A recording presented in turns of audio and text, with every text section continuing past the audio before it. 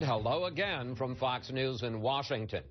The scandal over how President Obama handled the Benghazi terror attack that killed 4 Americans got new traction this week.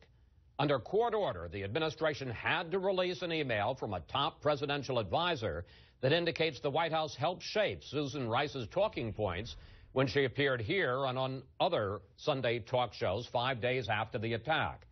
In those interviews, Rice blamed reaction to a video and ruled out a pre-planned act of terror. Joining us now from New Hampshire is Senator Kelly Ayotte. Here in studio, California Congressman Adam Schiff. House Speaker Boehner announced Friday that he'll call for creation of a select committee to investigate Benghazi. Senator Ayotte, a year and a half after the attack, is it too late? Well, Chris, I don't think it's too late. We have to get to the bottom of this. I called for the creation of a select committee right after this attack, so I'm glad that the Speaker has done that. The investigation to date, there's been important work done in the committees, but it's been disjointed. And the latest revelation from the White House really tells us that we need this select committee. Why is it that we're just receiving this email that really shows where the idea from the video came? Because that video was not in the talking points, and yet that is what Ambassador Rice pushed on your show and every Sunday show. Congressman Schiff, you have said that the Benghazi, and you put it, conspiracy theories are a terrible distraction from the real issue, which is bringing the people who killed these 4 Americans to justice. Is this House committee part of that distraction? And how certain are you that Democrats will participate and put, since it's a select bipartisan committee, will put members on the committee? Chris, I think it's a colossal waste of time. We've had 4 bipartisan investigations of this already, and I think it's driven by a couple things. The Republican conference is so fractured. There's really only 2 things they agree on. They don't like Obamacare, and so we've had 50 votes on that, and they do like talking about Benghazi, so we've had 4 investigations on that. But I don't think it makes sense, really, for Democrats to participate. I think it's just a tremendous red herring and a waste of taxpayer resources. So I hope the Speaker will reconsider, but it looks like he has bowed again to those from the farthest right of his conference. But when you say you don't think it makes sense for Democrats to participate, you're saying that you think that the Democrats should not appoint anybody to the special committee and let it simply be Republicans holding this investigation? You know, that's what I'd recommend. I don't know our leadership will ultimately decide, but I don't think it makes sense for us to give this select committee any more credibility than it deserves, and frankly, I don't think it deserves very much. We've tread down this path so many times. And in terms of this Rhodes memo, if you look at this 4-page Rhodes memo, there's only 2 sentences that pertain to Benghazi, which track exactly what the CIA talking points were. So it's very hard to use this memo as some kind of a justification. Well, let me pick up on that, because for months, literally months, spokesman Jay Carney flatly denied that the White House had anything to do with the talking points that Susan Rice used when she came here and on other Sunday shows, and blamed the attack on a protest of the anti-Islam video that had spun out of control. Let's take a look at those denials. It has been repeatedly said by some of the critics on this issue on the Hill that the White House provided talking points. That has been categorically refuted. The only edits made by anyone here at the White House were stylistic and non-substantive. They corrected the description of the building or the facility in Benghazi from consulate to diplomatic facility and the like. But then this week, under a court order, the administration had to release this memo from White House advisor Ben Rhodes. Under the list of goals for Rice, he wrote, to underscore that these protests are rooted in an internet video and not a broader failure policy. Carney may have been right. They didn't edit the CIA talking points, but it turns out Ben Rhodes and the White House had written their own talking points. Well, they'd written their talking points about what was going on in these protests in 24 countries, and I think it's important to remember what Ambassador Rice was preparing for on your show and others. When she sat in the seat that I'm sitting in right now, Benghazi was not the first question you asked or the second or third. It was actually the 14th question you asked, and that's not a criticism, but a reflection of the fact that the focus of your show, like many others, was this conflagration, these protests going on in 20 capitals around the country. You're exactly right, but sir, yeah. I have the Ben Rhodes memo right here, and in it, he says, one of the goals, that we will be resolute in bringing people who harm Americans to justice. The only people who had been harmed, Americans who had been harmed at that point, were the 4 Americans who'd been killed in Benghazi. On another page, he specifically refers to a report in a British newspaper about Benghazi. So to say that this memo wasn't about Benghazi is just not true, sir. Well, it's true that 2 sentences of the 4-page memo are about Benghazi. But those 2 sentences are exactly what the CIA talking points said. And that's exactly what Susan Rice tracked. No, because the CIA had never talked about the video. Well, what the CIA said was that the protests in Benghazi, and obviously the CIA got that wrong, were based on the protests inspired by the protests in Cairo, which is what the ambassador said. Those protests in Cairo were inspired by the video, and that's exactly what the ambassador said. That's exactly what the intelligence community believed at the time. That's what General Petraeus briefed us on, and Director Clapper. That's what was thought at that time. So you can take issue with what the intelligence community did, but there's nothing that contradicts that in the Rhodes memo. In fact, let me bring in Senator Ayotte, because Jay Carney says the same thing that you just heard from Adam Schiff, Senator Ayotte, which is that this memo, which does mention Benghazi and talks about Americans being harmed, was not about Benghazi. Take a look. I can say it again and again, and I know you can keep asking again and again. This document was not about Benghazi. Senator Ayotte, do you buy that? Chris, it doesn't pass the laugh test, but here's the problem.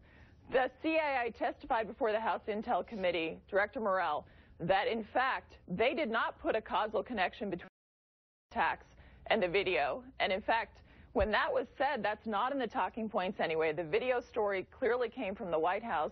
And why did it make a difference? 6 weeks before an election, pushing a story about a spontaneous reaction to a video, which is what Ambassador Rice said on your show and other shows, as a result of the attacks, as opposed to a coordinated terrorist attack, is a very different narrative when you're trying to push that this was not a failure, a broader failure of foreign policy. So there really isn't an explanation of why she connected it to the video, why the president and others connected it to the video, even as late as September 20th. So that is inexplicable. And I would ask Congressman Schiff, do you know why did she connect it to the video? And also, she came on your show, Chris, and she also said that the consulate security was strong and significant. Where was the evidence of that? Because we know that leading up to these attacks that there were a whole course of history that showed that there's a deteriorating effect on that consulate, and yet she went on your show and said that the security at the consulate was strong. Look at those talking points and what it says about that. Senator, I want to get to a different point, and that is the fact that while the administration this first week kept saying this was not a pre-planned terror attack, in fact, the people on the ground in Libya and who with direct responsibility kept saying it was. The CIA station chief in Libya said it was a terror attack. And now we found out this week, so did the deputy intelligence director for AFRICOM, U.S. forces in Africa. Here was his testimony. What we did know quite early on was that this was a hostile action. This was no demonstration gone terribly awry. Senator Ayotte, why do you think it is that the CIA, the State Department, and the White House ignored their people on the ground when they said this was not a terror attack?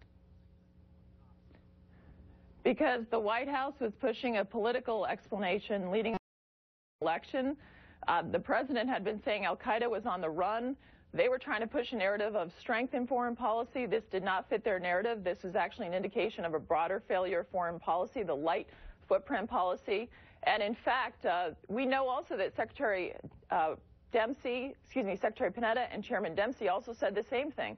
They knew right away it was a terrorist attack. And yet that was not pushed by the administration. They were trying to push this video that it was some kind of spontaneous reaction that was out of their control. That's significant. We're running out of time, Senator Ayotte, and I want to give, before we move to Ukraine, I want to give Congressman Schiff a chance to answer.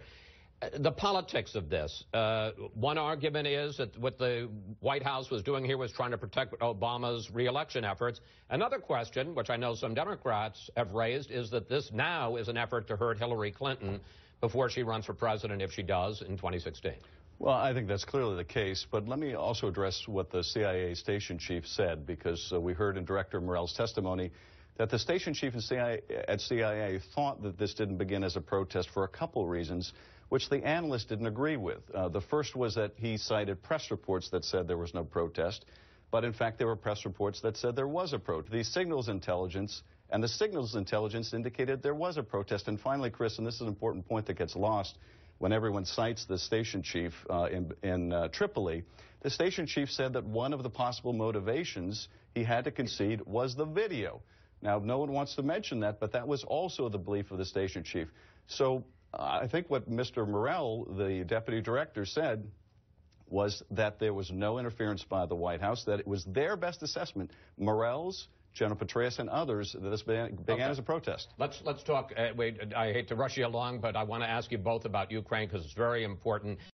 This week, President Obama and German Chancellor Merkel said that they would impose tough sanctions on entire sectors of the Russian economy, not only if Russia invades Ukraine, but also if Russia disrupts the May 25th presidential election. Senator Ayotte, you've introduced legislation to impose those sanctions not later, but right now. They need to be imposed now, Chris. The bottom line is if we wait till the elections, it'll be too late at that point. We already see the playbook of what happened in Crimea happening in eastern Ukraine, and it's time to impose tougher sectoral sanctions to provide support for the Ukrainian military. And if we, at this point, Russia's not getting the message. They're violating the so-called Geneva Agreement, and you've got Russian agents in Ukraine fomenting unrest, causing all the violence, and really creating a situation right now that warrants tougher sanctions by this administration. Briefly, Congressman Schiff, have the Obama sanctions up to this point been too weak? Well, look, I think we're going to ultimately need stronger sanctions. The challenge is not getting the administration to go along with stronger sanctions. The challenge has been getting our European allies to do exactly that. It's going to affect their economy much more than ours.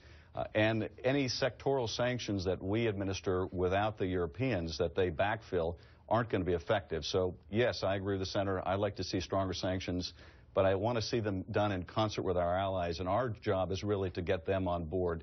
Regrettably, I think they're going to be necessary, and we've got to inflict a heavy penalty on Russia for this kind of violation of its neighbor's sovereignty. Congressman Schiff, Senator Ayotte, thank you both. Thanks for coming in today. How big are this week?